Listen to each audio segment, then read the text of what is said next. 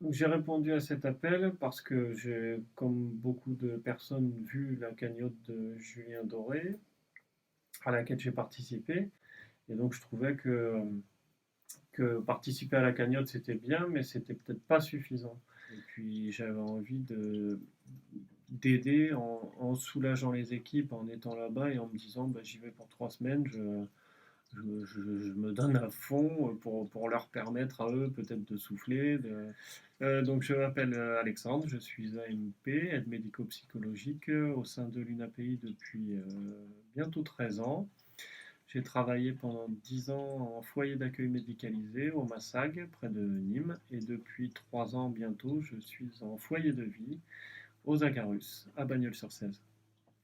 On s'occupe beaucoup des activités, de l'accompagnement, de réaliser aussi les souhaits des résidents. Et puis je m'occupe plus particulièrement d'un atelier de préparation de repas en autonomie que j'ai mis en place avec une collègue.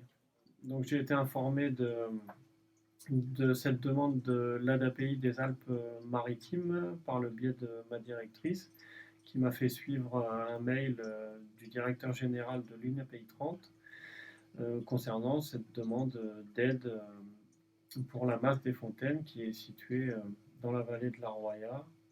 C'était une demande qui portait sur 15 jours. Vu que j'y ai répondu rapidement, j'étais prêt à partir pour le 14 décembre.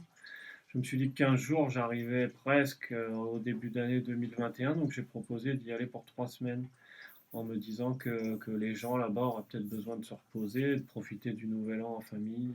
Donc j'y suis allé pour soulager un peu les équipes, soulager leur fatigue aussi, parce que depuis octobre, nous, on n'en entend plus trop parler à la télévision, mais eux, depuis octobre, donc depuis plus de 3 mois, ils sont toujours dans des conditions compliquées. Les gens sont obligés de s'accommoder des convois. Il y a 3 convois par jour, un le matin, un le midi, un le soir. Donc pour les gens qui habitent en bas de la vallée, il faut de l'organisation, il faut parfois dormir sur place. Pas facile parce qu'il faut savoir que j'ai discuté avec un veilleur de nuit qui travaillait là-bas pendant les jours suivant la tempête. Et comme il n'avait plus de route, il était obligé de faire 2 heures aller et 2 heures retour à pied en randonnée pour aller travailler. C'est c'est assez impressionnant tout ce qu'ils ont dû mettre en place pour continuer à s'occuper des résidents, quoi. Il y a de la solidarité, il y a beaucoup de gens qui se promènent à pied le long des routes parce que voilà, beaucoup ont perdu leur voiture notamment.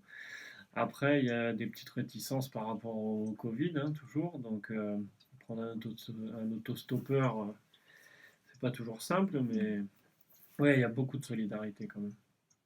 Du coup, c'est quand même particulier, quoi. Il y a un matin où je commençais à 6h30 et en ouvrant les volets à 5h30, j'ai vu 20 centimètres de neige dehors. Donc, il a fallu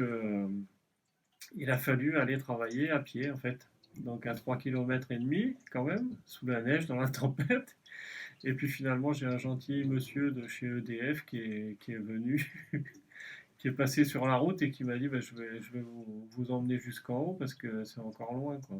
La maison d'accueil spécialisée des Fontaines accueille une cinquantaine de résidents. Ce sont des résidents qui sont très dépendants et qui ont donc besoin d'un accompagnement quotidien, jour et nuit. En fait, la principale difficulté pour moi, ça a été de m'adapter rapidement parce que donc on y est pour 3 semaines, on sait qu'on est là pour aider. Donc il faut vite connaître le nom des résidents, savoir leurs habitudes, savoir comment on peut s'en occuper correctement. Au niveau de mon intervention, c'était beaucoup de nursing, de prise en charge pour aider au niveau des toilettes, de l'habillage. J'étais hébergé dans un hôtel, le Prieuré, qui est géré par un ESAT. Donc j'ai été très bien reçu, très bien accueilli. J'ai passé Noël et mon jour de l'an sur place, donc avec des repas préparés par un très bon cuisinier.